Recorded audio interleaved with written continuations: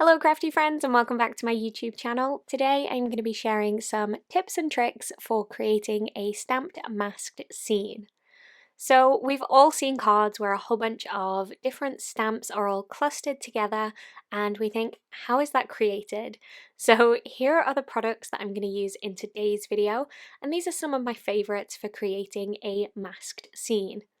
So first up is my Heffy Doodle memo tape. This is a low tack tape, kind of similar to post-it tape that you can also get on a roll, but it's a little bit wider so you can fit your stamps on there nice and easily. Then speaking of post-its, you can also grab full stick post-its. So they actually have the sticky on almost all of the sheet rather than just the top. Then we have Thermoweb purple tape, and this is a little bit narrow, but you can fit your stamps on there, but there's another consideration with that tape that I'll get into in just a minute. And then finally, we have masking paper. This one here is from Simon Says Stamp, and I'll have links to all of these products in the description below. So how does it work? The first thing you're going to want to do is take your image and stamp it down onto your masking medium. So I'm going to go ahead and use all of the ones that are on screen right now. And you'll see here with this purple tape that yes, you can stamp on there if you kind of turn your stamp sideways. Obviously not all stamps will fit on there, but then that's true of the Heffy memo tape and the post-its as well. If you wanted to die cut a circle, for example, on a card panel, then you're best using something like a masking paper sheet because you can cut that down to a card panel size and then die cut from the center. But all of these will take ink really well. But with the purple tape, it will actually rub off, or at least it will if you use an ink like the one that I'm using, which is Memento TUXEDO Black. But one of the great things about this tape is you can wipe it clean. And that comes in so handy for some of the techniques that we're going to use in this video. So once you have everything stamped down, you're going to want to cut out your mask. And you could definitely do this via fussy cutting, which is what I'm doing here with this little mushroom, but I've got a whole bunch of images here. So I'm going to bring in the big guns and run this through my scan and cut, just using the same settings that I would use to cut vinyl and cutting right on the line of the stamped image rather than leaving a border. Of course, you could also look to use coordinating dies that you can get with stamps. However, they do tend to leave a border around the outside edge of your stamp, which means your layered stamping isn't going to sit right next to each other. But it is a quick alternative, and you can always fix any gaps with a marker pen and just kind of join any of those lines. Another method that I wanted to include, but I don't actually have the right products for, is using something like your Xyron sticker maker to actually create a removable or repositionable sticker version of your fussy cut stamped images. So that's exactly what I've done with this piece here. However, the cartridge that I have inside of my sticker maker here is the permanent adhesive, but you can get the refill of the repositionable and that would definitely work as well. You would want to make sure to use a lightweight paper when you do this rather than a thick, heavy cardstock. Okay, so let's get into the process of masking. I'm not going to lie, this first example is something that I definitely did when I got into card making. I would take an image, and it was actually a lawn fawn cookies image, and I wanted the cookies to sit on top of the plate. So I just stamped them right on top and it looked like this little gnome on the mushroom. Not very good at all. So that is not what we want to do here. We want to take those masks that we created and we're going to use them to figure out how to stamp this scene. Now, I would often get confused with which piece I stamp first. The general rule is that whatever you want at the forefront of your scene gets stamped first, which when you have just two images like this can be quite easy to figure out. However, I'll take you through the process anyway, and we will do 3 examples here today, so sort of a introductory, a little bit more difficult, and then a more advanced version. So I've gone ahead and stamped down my first little gnome, and then I'm just taking some time to carefully line up the mask that I've created, and this is one of the ones created out of the Heffy tape. So now I know that I want to stamp the mushroom, and I'll just go ahead and look through my clear stamp to line this piece up and stamp it exactly where I want it. and then when I remove the mask you'll see that it looks like one kind of cohesive piece, and it looks like the stamp was made that way. I'm actually just using the spatula from my Scan and Cut. It works really well to help pick up those mask pieces. So you could stop right here and then add your colouring. However, I knew that I wanted to use ink blending to create my sky and my grass. So I'm actually going to go ahead and put each of my masks back in place. It doesn't matter this time what order I put them in, as I'm just using them to cover up the areas that I'll add some Copic colouring to at the end. And then I'm going to grab some of my purple tape and just use it to create my kind of horizontal line where I'll divide the sky and the grass. So I'm doing some basic ink blending using some distress oxides. Again, I'll have everything linked in the description below if you're interested in any of these products, but I'm just doing a basic ink blend, and then I went ahead and cleaned my mat and also my purple tape. So I mentioned that it's so useful to be able to wipe that tape down, and I find that it's great when you're doing your ink blending to be able to clean it off and reuse the piece. And then you can see here when I peel away those masks, I have a perfect crisp white area to add my colouring to for my card. So now that we've mastered the basics, we're going to create this scene, which is a little bit more complicated. There are a couple additional stamps, there are a few different areas that are kind of layered into the background. So I'm going ahead and creating everything just off to the side of my card panel so I can figure out exactly where those pieces sit and which ones fall in front and which ones fall behind. And for me, this just really helps with understanding exactly how I want to stamp all of my pieces, what it's going to look like, and the order that I need to place down my stamps. So you can see here I want to add this flower, but I know that I want it to be behind the gnome and also behind the wheelbarrow, so I'm just picking up each of those pieces, and I've got a small cut on my index finger, so you'll see I'm kind of avoiding using it throughout this video, so it may look a little silly at some times. So here I'm figuring out which one of my stamps or which one of my masks, I guess, is in the forefront, and then I'll go ahead and pick that up so I know that is the first image that I want to stamp down. I'll go ahead and ink up my stamp and stamp it in place, and then apply the mask on top. I like to work in this way and just kind of freehand each of the stamps when it's a small image like this, but for our more complicated scene you'll see that I do bring in my MISTI, and I have an additional kind of hack to show you with creating a really complex scene.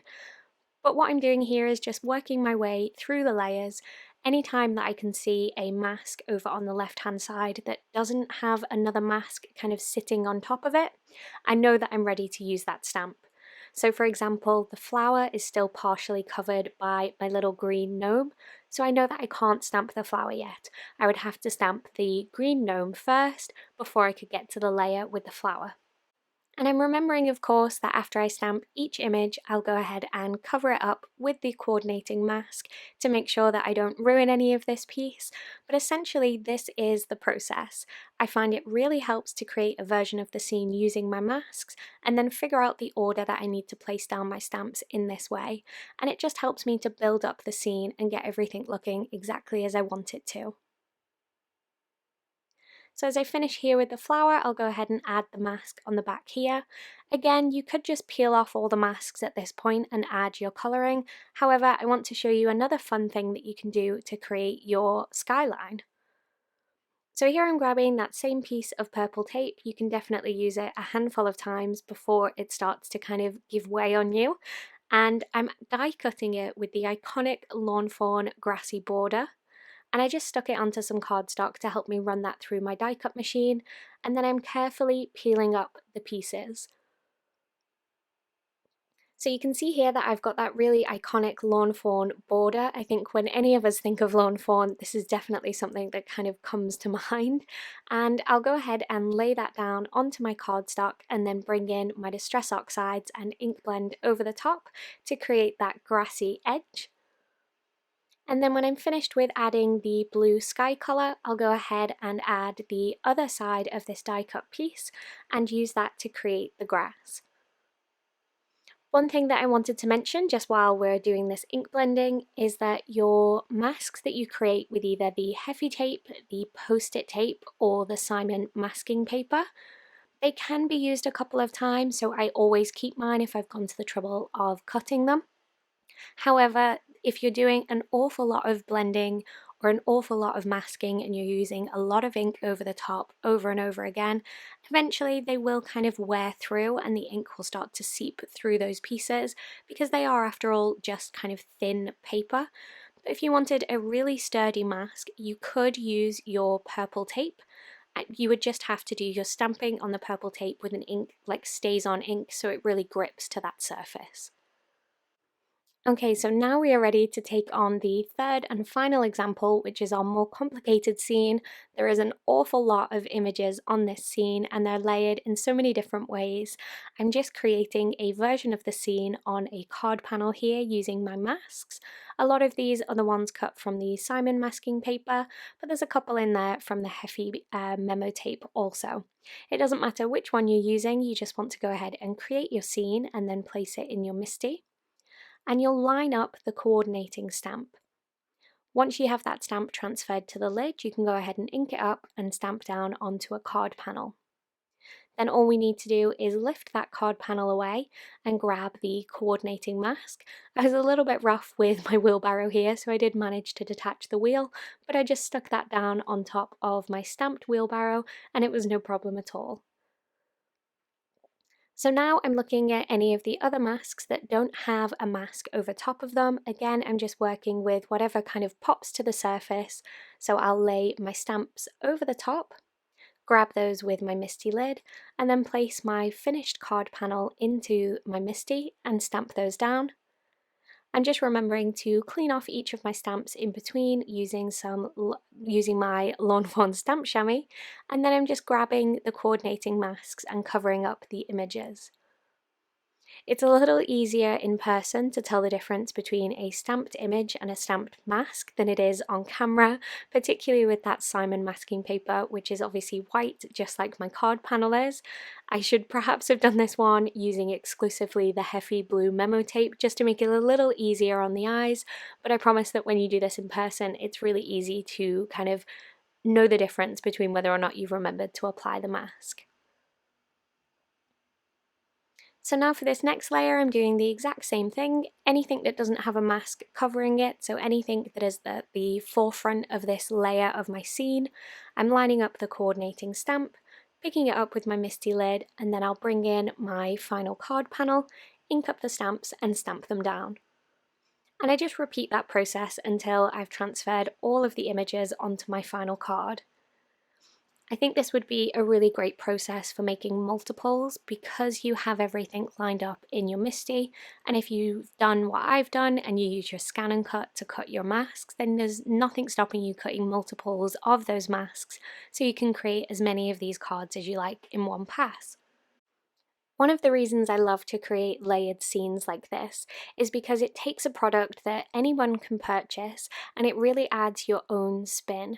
So oftentimes we'll buy a stamp set and it has a particular design in mind or a particular way for them to be used, and you may see many different versions of the stamps kind of set out in that way. But once you start introducing creating layered scenes, you really can truly make those images your own because you can layer them up however you like and mix and match your stamp sets to create some really unique scenes.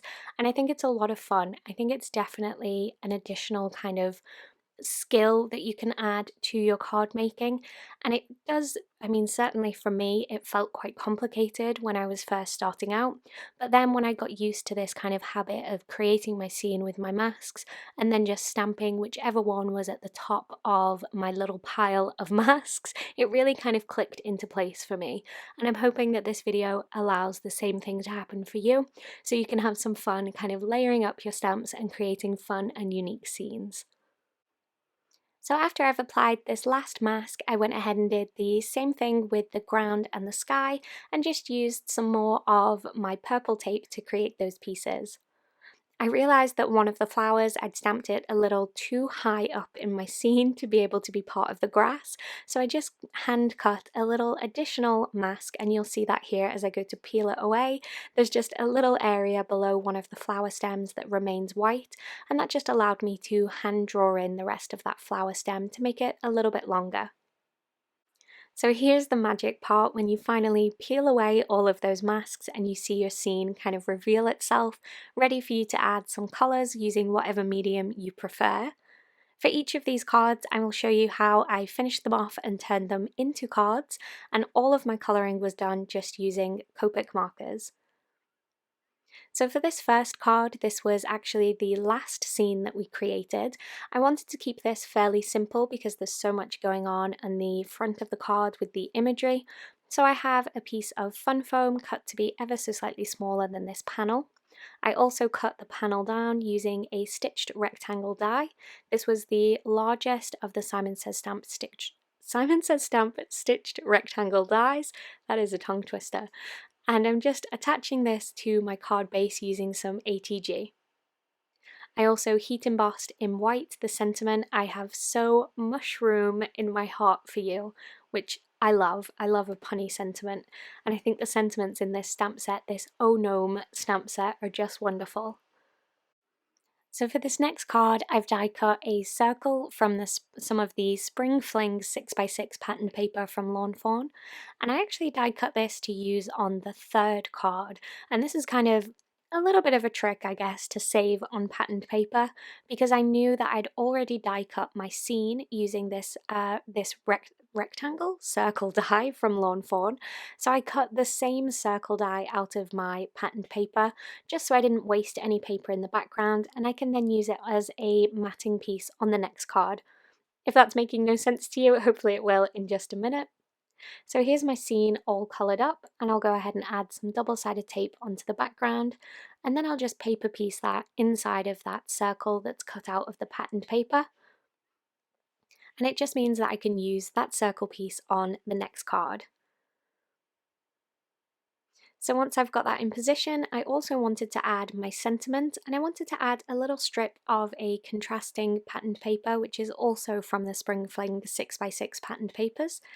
And I just trimmed this down to be slightly smaller than an inch, I believe, and the same width as this stitched rectangle piece. And then I'll lay that down and add my sentiment. For the sentiment, I used another one from the GNOME stamp set, and I stamped it onto one of the Lawn Fawn fancy banner cuts. So this sentiment here says, "There is gnome one like you." Again, as I said, I really love a punny sentiment, and these ones really did amuse me. Just to add a little something extra to this piece, I've sped you up while I do this, but I grabbed some of my Love from Lizzie yellow peel-off stickers. These are kind of vinyl type thin stickers that are just wonderful for adding wherever you have two pieces of paper that join, and it adds a nice matting effect. And I think that yellow just works perfectly with this colour palette. So for the final card, this was our introduction to masking, where we just had the mushroom and the gnome. So because the stamping is so simple, I have a little kind of more going on with the patterned papers and the design of this piece, just so there is a whole bunch of interest in the background. I used that same Simon Says Stamp stitched rectangle to cut my patterned paper piece, and then I've brought in that circle that I cut from the previous card, and I've also cut the stamped piece with the next size down in those Lawn Fawn circles, and then I'll go ahead and stick that on top. Once those two pieces are placed together, I'll add some tape onto the back and stick that down onto the card. You could definitely use foam squares as well for some added interest and a little bit of dimension for this piece, but I liked how it looked with that adhered flat to the card base. Again, I have another strip of patterned paper to add as kind of a backdrop to my sentiment piece, and I used the same die cuts to create a banner for my sentiment, and this time I stamped "Thanks so much." Again, I'm bringing in those Love from Lizzie yellow peel-offs. I really think this kind of makes everything pop, and I'm allowing each of those pieces to kind of hang over the edges. So the corners where everything meets kind of has two layers of the peel-off stickers, and then I just use the edge of my craft knife to just press into those corners and miter the edges to give a really nice clean finish, and this is something that you'll see me do often in my 10 card 1 kit videos. So I'm bringing in that banner piece and adding some foam squares behind it and adding the sentiment "Thanks so much." So that is it for today's video. I hope you have enjoyed following me along the process of creating different stamped scenes, starting off with the basics, then getting a little bit more advanced, and then creating an entire scene on a card panel. If stamping a masked scene is something that you've struggled with in the past, hopefully this video has given you the tips and tricks that you need to have the confidence to complete your own scene. Let me know in the comments if this is a technique that you have tried before or that you're inspired to give a try. And if you are new to my channel, you can subscribe by tapping the logo on screen right now. But that is all from me today. I hope to see you again soon. Bye for now.